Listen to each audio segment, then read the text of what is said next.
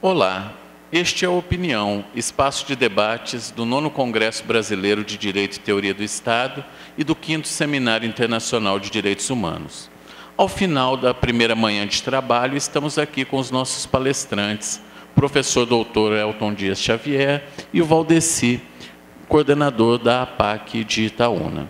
E nós vamos agora, então, ouvir as opiniões dos nossos convidados sobre alguns temas relacionados às palestras.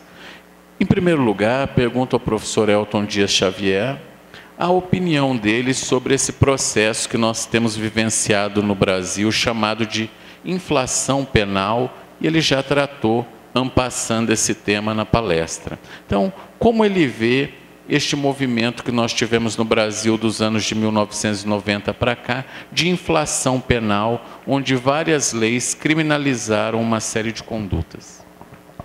Primeiramente, bom dia. É um prazer estar participando desses eventos que engrandecem toda a comunidade jurídica de Minas Gerais e do Brasil.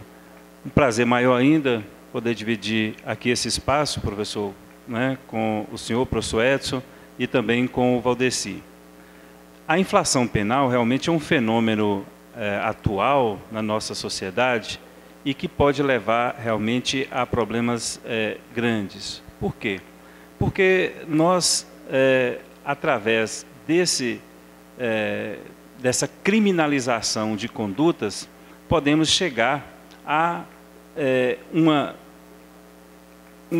inflação também carcerária. Para o senhor ter uma ideia, professor, em 1990, a população brasileira era em torno de 140 milhões de habitantes e tínhamos 90 mil encarcerados. 20 anos depois, a nossa população está em 190 milhões e temos mais de 500 mil encarcerados. Isso representa uma proporção de mais de 471% de novos encarcerados em apenas 20 anos. Esse fenômeno do encarceramento é gerado também, em parte, pelo fenômeno da inflação penal, ou seja, a criação de crimes a partir de condutas que não ofendem propriamente a sociedade. Agradeço ao professor Elton pelas considerações e pergunto ao Valdeci. O método APAC, Valdeci, ele tem dado bons resultados, você demonstrou na sua palestra os números de reincidência. E como tem sido a acolhida institucional do método APAC? Você trouxe a Montes Claros a obra agora, a Lei de Execução Penal à luz do método APAC. Em outros estados também nós estamos tendo a acolhida institucional do método APAC do modo que está sendo acolhido em Minas? Inicialmente quero agradecer e parabenizar a esta comunidade acadêmica pela iniciativa e também pela ousadia em trazer à tona um tema que, para muitos, é melhor que fique como o lixo debaixo do tapete. E nós agradecemos essa iniciativa porque é preciso, de fato, discutir o sistema penitenciário e apontar as alternativas para que nós possamos sair deste caos em que nós nos encontramos. E certamente que o método APAC, ele, embora não sendo a solução, e muito menos sendo um modelo de recuperação de presos, ele surge neste cenário como uma alternativa viável ao sistema prisional, não só do Brasil, como de tantos outros países que vivem esse mesmo dilema, deste prende-solta cada vez pior, de índices de reincidência altíssimos, em torno de 80%, 85%, e altos custos, seja para a construção de presídios, seja para a manutenção do preso. Então a APAC, ela surge nesse cenário como uma proposta viável. Agora, é claro que, passados 40 anos desde o nascimento da APAC em São José dos Campos, e não obstante tantos esforços envidados aí por uma pleiade de voluntários, de homens e de mulheres, pessoas de boa vontade, a gente considera que ainda o nosso movimento é muito tímido.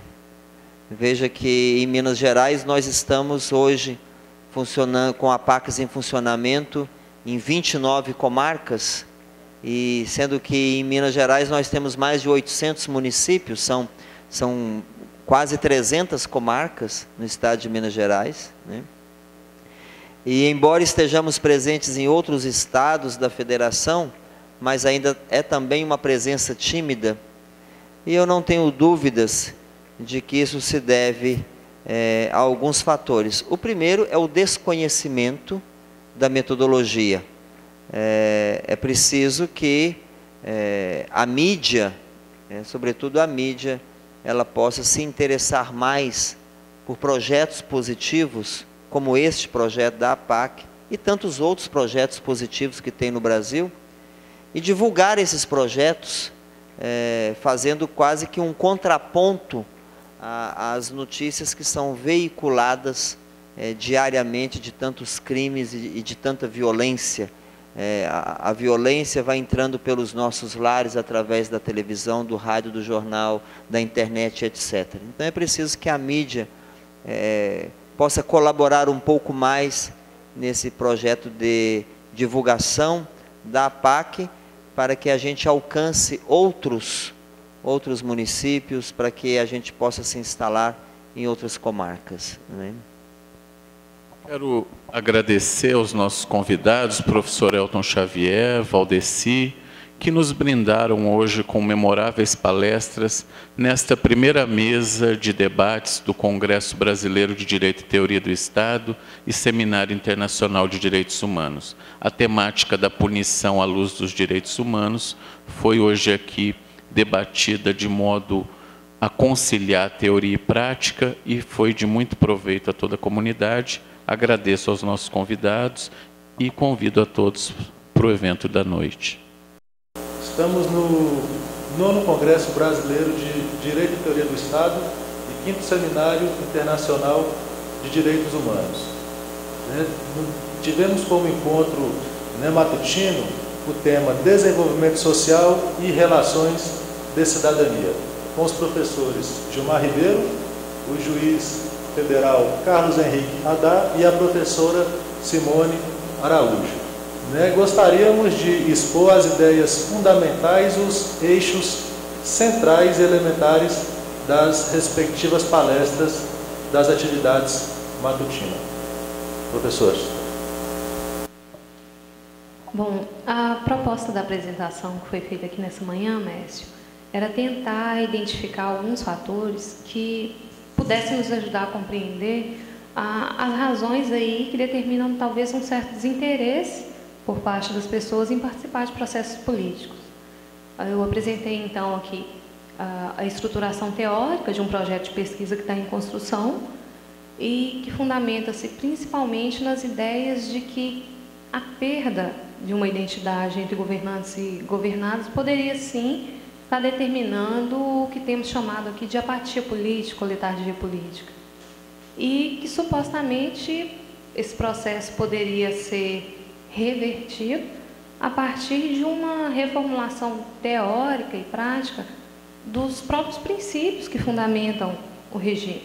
Uma melhor articulação desses princípios, ou talvez na prática, uma melhor articulação de instituições e práticas no dia a dia mesmo, fundamentados em princípios democráticos. Então, de uma forma bem objetiva, a proposta foi exatamente trazer essa questão tão preocupante do desinteresse pelos processos democráticos, aproveitando a oportunidade aqui de estarmos no espaço acadêmico, o espaço de discussões, o espaço em que a gente tinha a oportunidade de despertar o interesse, dos jovens em assuntos tão cruciais, e creio que de forma bem simples a gente tenha conseguido, pelo menos, trazer o debate no momento. Obrigado, professora.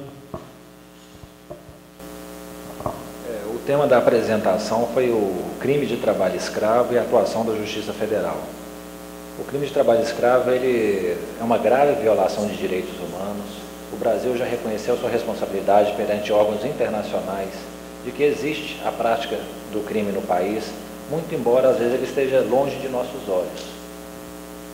Desde 2006, compete à Justiça Federal o julgamento desses processos e a Justiça Federal tem feito seu papel procurando acelerar, julgar esses casos, dar uma resposta para essa grave violação de direitos humanos. O trabalho escravo não é apenas um problema criminal, ele é um problema mais complexo e envolve muito a cadeia produtiva de diversos bens que chegam ao consumidor.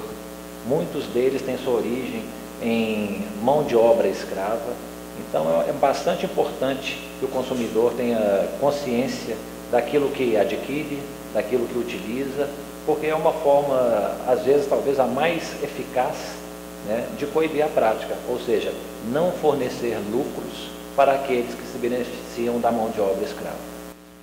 Obrigado, professor Carlos Henrique Haddad. Professor Gilmar Ribeiro. Nosso trabalho tem o objetivo de demonstrar uma série de desigualdades regionais e sociais no estado de Minas Gerais. Como exemplo, nós pegamos desde um processo de diferenças sociais e regionais no Brasil, em Minas e também dentro da própria região do norte de Minas Gerais. É um trabalho interessante na medida em que começam algumas discussões hoje sobre a distribuição de renda no Brasil. Isso em função das nossas históricas desigualdades sociais, que não podemos esquecer, ainda somos um dos países mais desiguais do mundo, e esse processo de crescimento econômico, historicamente, não tem levado necessariamente a uma maior distribuição de renda. Então, quando nós buscamos autores como Celso Furtado para discutir as diferenças regionais no Brasil, isso se torna muito importante porque cabe à sociedade como um todo, ao Estado, buscar formas efetivas de distribuição de renda, paralela ao processo de crescimento econômico. Senão, nós corremos o risco de, como na década de 70, o país crescer significativamente, mas o processo de distribuição de renda continuar da mesma forma. E ele se agrava também no aspecto regional, né? Que hoje no estado de Minas Gerais, uma comparação entre as regiões mais dinâmicas do ponto de vista das relações capitalistas, como a Central e o Triângulo Mineiro, em comparação com o norte de Minas e o Vale de Jequitinhonha, são muito discrepantes, né? E é uma situação hoje para toda a sociedade, para o Estado de forma geral. Muito obrigado, professores. Esse foi o nosso Opinião, Espaço de Debates, trazendo a suma das palestras trabalhadas no 9º Congresso Brasileiro de Direito e Teoria do Estado, que teve como eixo central o desenvolvimento social e relações de cidadania nas atividades do período matutino. Muito obrigado. Bom dia, estamos no 9º Congresso Brasileiro de Direito e Teoria do Estado, no programa Opinião, Espaço de Debates. Estamos aqui com os dois professores que palestraram nessa manhã, o professor Djalma Pinto, que veio de Ceará especialmente para nos brindar com suas ideias, e o professor Edson de Rezende, que veio de Belo Horizonte. E eles responderão a uma questão importante nessas eleições, que diz respeito aos desafios da aplicação da Lei Complementar 135 de 2010, Lei da Ficha Limpa. Pela ordem, o professor Djalma primeiro. Professor Djalma, por favor. Essa lei é uma grande conquista da sociedade brasileira.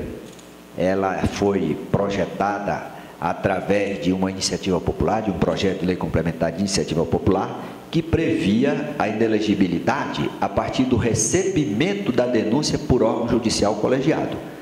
O Poder Legislativo, através da Câmara e do Senado, promoveram uma alteração, os deputados e senadores, e a lei foi publicada, então, prevendo a inelegibilidade de quem tenha contra si condenação por órgão judicial colegiado.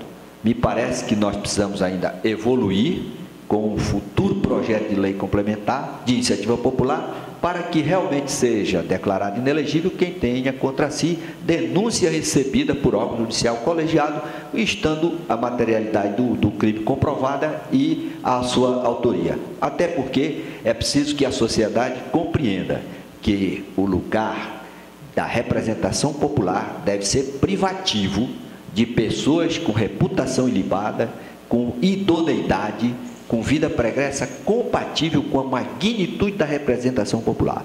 Em síntese, o que o povo expressou nesta lei complementar, denominada Lei do Ficha Limpa, é que lugar de delinquente é na penitenciária, não é no parlamento.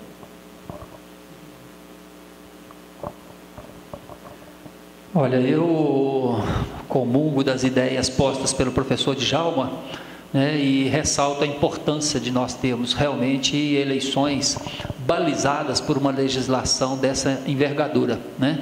A lei da ficha limpa, como já foi colocado, ela nasceu de uma iniciativa popular, né? A população brasileira já não mais suportava ver candidatos com passado absolutamente sujo, passado marcado por fatos que o tornam indigno do mandato da representação popular.